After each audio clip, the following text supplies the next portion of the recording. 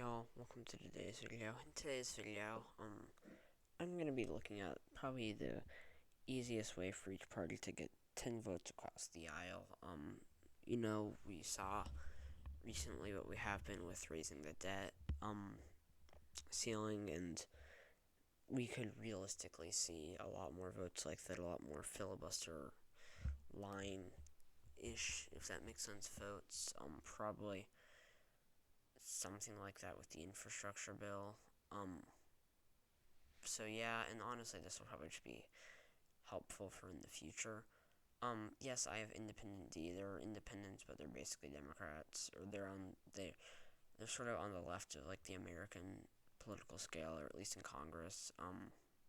So yeah, let's start off with GOP voters that would vote, or GOP like senators that would split. So, and there are definitely a lot of different ways for a lot of these with both of them. Starting off with Lisa Murkowski, probably the most liberal Republican in the Senate. Susan Collins, honestly, she could maybe be the most liberal Republican in the Senate. After that, Shelley Moore Capito. I think that she's probably more conservative, but she's more bipartisan. I think that she'd be more willing to like step across the aisle and work with Democrats on something than like Rand Paul. So it's 3. 4, I'm gonna say Bill Cassidy. I think that he's a more traditionally conservative Republican, but I still think at the end of the day he is moderate enough to the point where I could realistically see him working across the aisle.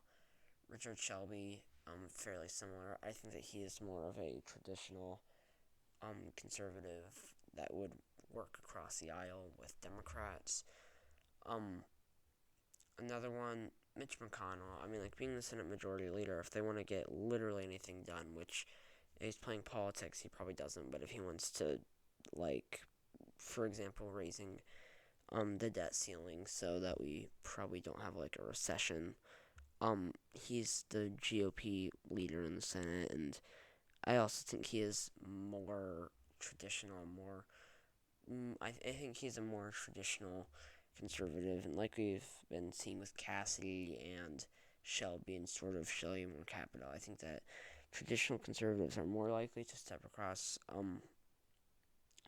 the aisle, but I think McConnell of traditional conservatives is probably some of the least likely to do that.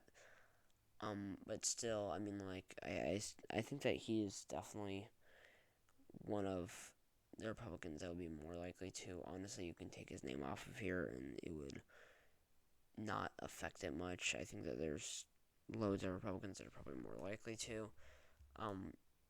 One, John Thune. He's much more bipartisan.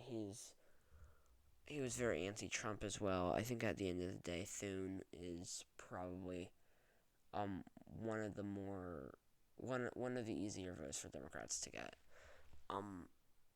Another, actually two, I'm just gonna do them together. Mike Rounds and John Hoeven. It's weird, the Dakotas, because we see Thune, Hoeven, and Rounds, and Kramer, who's very pro-Trump, but still is probably ideologically close enough to the point where he might actually be more liberal than like John Hoeven. But yeah, it's kind of interesting. But I think that they are both two more Republicans that would be more likely to like reach across the aisle and work with Democrats. Another one, Rob Portman. He's retiring, if that helps, if he's not playing politics. But I think that he's still fairly conservative, even if he's not just playing politics. But I think that at the end of the day, he's another traditional conservative that would be more likely to work with Democrats and try to get something done. A few more Republicans who could easily fall under here: Richard Burr, Roy Blunt, Mitt Romney, Todd Young. You could throw Chuck Grassley and honestly Joni Ernst both in there. maybe John Cornyn would, but I doubt it. But I mean, like obviously you can throw him in there. I don't know if it's a great idea too. Um, but there are a lot of honestly Jerry Moran maybe. I think Moran. I used to know my senators pretty well, but I've forgotten some recently. I think Moran's the more moderate one in Kansas. I think Roger Marshall's the more conservative one. Um. Anyways. Oh, also Lindsey Graham and Tim Scott. Honestly. So there are a lot of options. I say options. They're not necessarily like the Democrats are picking. There's a lot of different routes that the Democrats can go. I think a lot of these are not necessarily the most likely um, to happen, but there are definitely possibilities. So let me go label all these back for the GOP.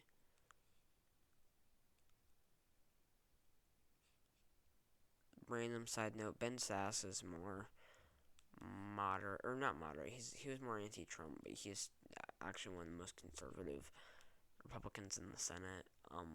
But he's just more anti-Trump, which is an interesting thing. But I don't know if him being anti-Trump is worth putting him in here. If we're saying, I mean, maybe it's worth like a mention though.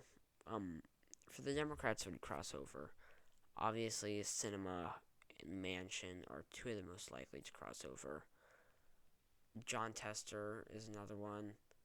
Mark Warner is another one. I think that I think that Tester is more moderate, yes, but he is like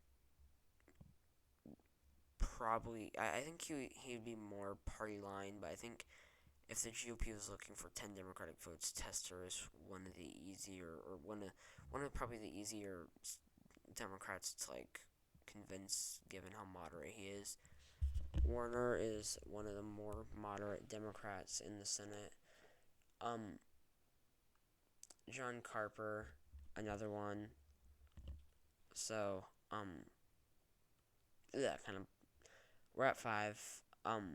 6 with Mark Kelly. I think he's more like, because there's like, in terms of moderates, I feel like that's even a bit of a broad term, because there's like blue dogs, and then there's like moderates who are still on their side of the aisle, like traditional moderate types, like Mark Kelly and Joe Biden, where is it fair to call them a moderate? Is it fair to call them like just like a traditional Democrat? And it's kind of weird, but Kelly, I think, is definitely one of the more moderate Democrats in the Senate.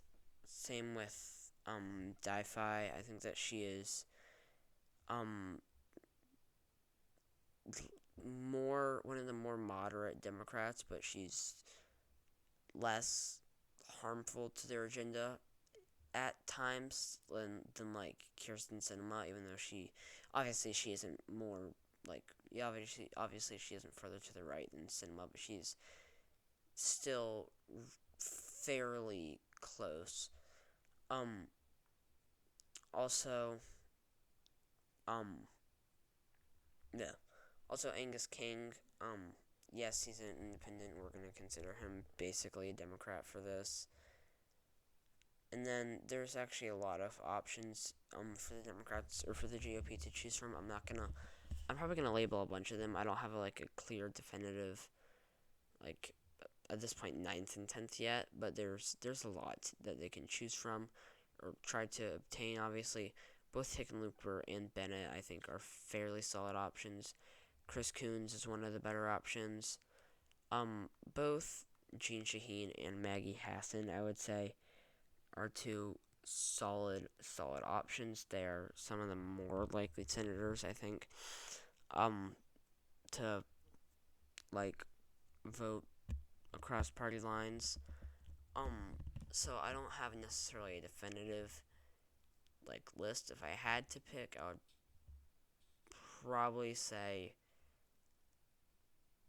it's hard. It's really hard. I would say take out Hickenlooper, and at this point, it's like keep 2 of the 3 between Chris Coons, Jeanne Shaheen, and Maggie Hassan. But there are definitely a lot of options for them to choose from. Also, Tim Kaine is definitely an option, or probably an option. I don't want to say definitely. He's more moderate than like he's a moderate, but he's also like a Democrat. And I think he would be fairly favorable towards the Democratic Party regardless. Um, so let me go fix these. Um, but yeah, that probably is gonna wrap it up for today's video. So thank you guys so much for watching this video. If you enjoyed it, please leave a like below. Stay tuned for my next video. Subscribe to my channel if you haven't already. Please comment your suggestions down below, and I hope to see. Please comment your suggestions down below, and I hope to see you all in my next video. It, I think, just turned 12 like a couple seconds ago, so this will probably be up at like 12:15 on the 8th. It's a video for the 7th. Anyways, yeah, once again, hope to see you all in my next video, or whatever I said. Yeah, I hope to see you all in my next video. Bye!